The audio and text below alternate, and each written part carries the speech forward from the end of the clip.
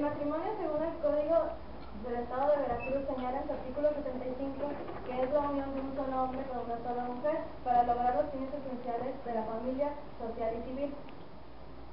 En esta institución social se rige por dos regímenes, la de sociedad conyugal y la de separación de bienes. La de sociedad conyugal es la que comúnmente se conoce como bienes mancomunados, y la de separación de bienes es para que el matrimonio cada quien haga sus propios bienes. El matrimonio debe celebrarse ante los funcionarios públicos que establezca el Código Civil para el Estado de Veracruz.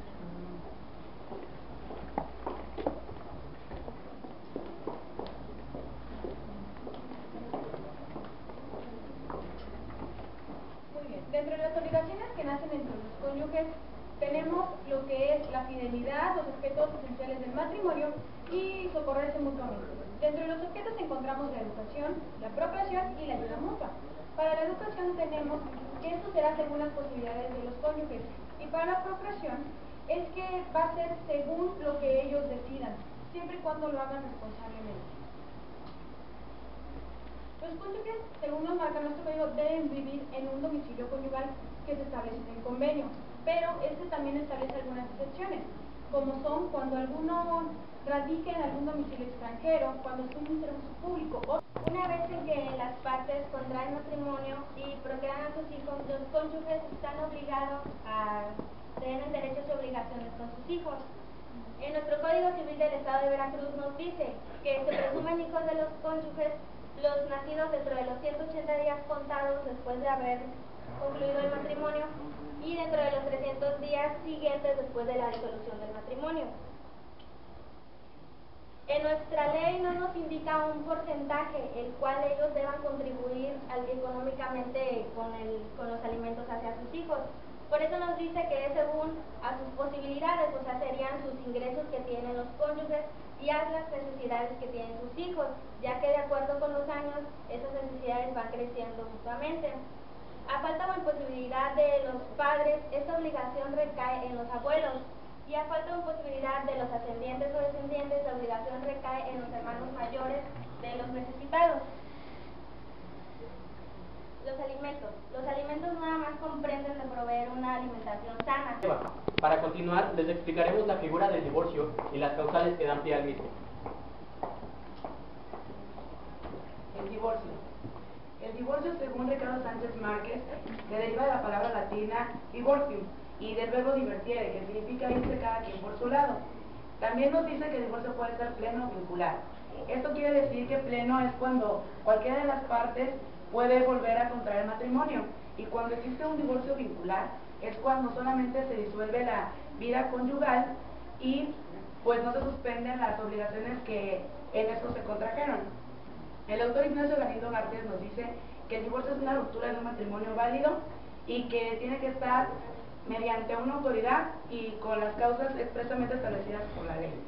Nuestro Código Civil nos dice que el divorcio disuelve el vínculo del matrimonio y cada quien puede irse por su lado y puede contraer matrimonio, como ya se lo estoy mencionando. Y como conclusión para el concepto del divorcio, podemos decir que el divorcio es la sanción para el matrimonio.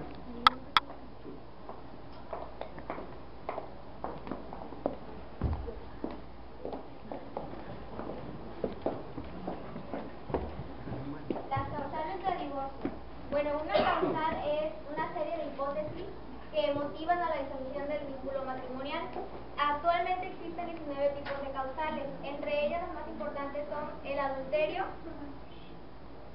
que debe ser debidamente probado por alguno de los cónyuges, es decir, si este encuentra a la pareja teniendo relaciones sexuales con otra persona. También existe lo que son las enfermedades contagiosas, es decir, que padezca sífilis, tuberculosis, SIDA, o la impotencia que sobrevenga después del matrimonio. La enajenación mental, que es no tener una clara visión de lo que sucede. La violencia intrafamiliar, que es cuando existe por parte de la pareja o hacia los hijos. Y el mutuo consentimiento, que es cuando ambas parejas, ambos cónyuges deciden optar por la mejor opción, que es el divorcio.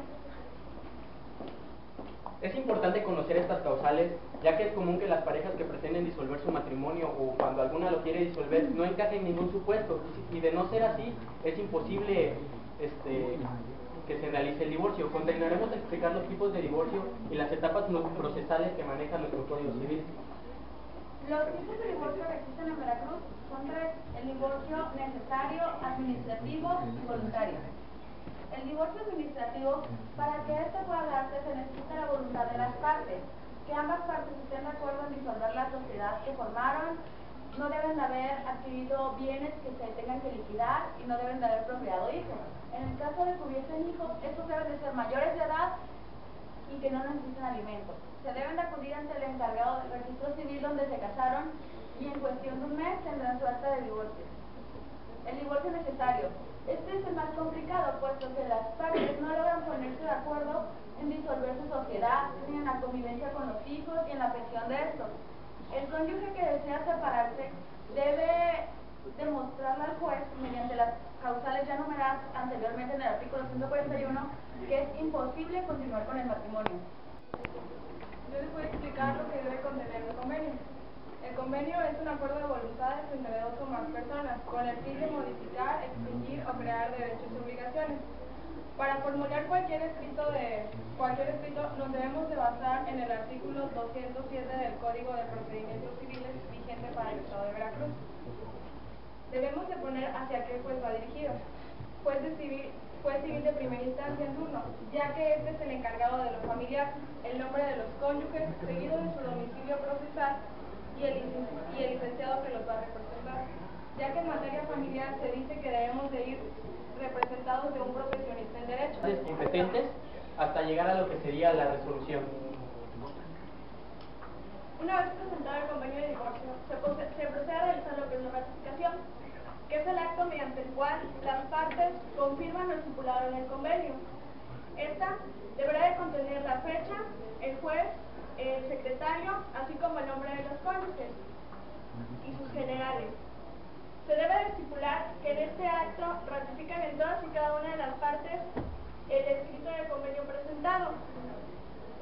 Posteriormente, el juez analizará el convenio y de no encontrarle ninguna irregularidad, le dará curso mediante un documento llamado auto de erradicación. Este debe de contener la fecha, el nombre de los cónyuges que han presentado el convenio, la vía de jurisdicción de que se trate y el tipo de divorcio. Deberá de estar debidamente fundamentado y motivado. Circunstancias especiales que hagan que ellos dejen de percibir esta pensión o alimentos, como sería por ejemplo el que ellos dejaran de estudiar. En este caso ellos perderían este derecho. Pero no es aquí donde termina la labor del abogado, sino es que debe realizar una actividad especial para que se ejecute la resolución.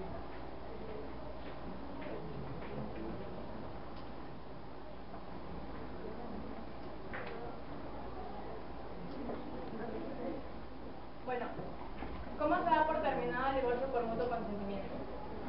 Una vez que se ha dictado la resolución y siempre y cuando el convenio ha sido aprobado, las partes deben esperar 5 días hábiles, porque en este término se puede presentar en oficialía de partes algún escrito de apelación en contra de la resolución dictada. Si ya transcurrieron estos 5 días y no se ha presentado ningún recurso de apelación, entonces a partir del 6º día, las partes pueden solicitarle al juez que certifique que la resolución ha quedado firme y que abra sección de ejecución y gire un oficio dirigido. ¿Cómo quedaría la manutención para los niños y para ellos? Bueno, en el caso, ya que no nos ponen un porcentaje en la ley del cual ellos deben proveer una cierta cantidad, el juez dictará la cantidad que se le pasará mensualmente. Los cónyuges sí están obligados a proporcionarse alimentos mutuamente, siempre y cuando exista la necesidad y la incapacidad de un cónyuge, de una parte. ¿Cómo disolver el matrimonio de dos personas de 70 años que no viven juntos? Bueno, eso depende de cuánto tiempo no han vivido juntos, porque a partir de los 2 años, sin importar la causa por la que se separaron, se puede requerir el divorcio, y si no, se buscaría que encuadren alguna otra causal. ¿Cómo se comprobaría el adulterio para que se considere una infidelidad? Por medio de imágenes o videos, o con el simple hecho de que la pareja tenga consciente de que le fue infiel su cónyuge.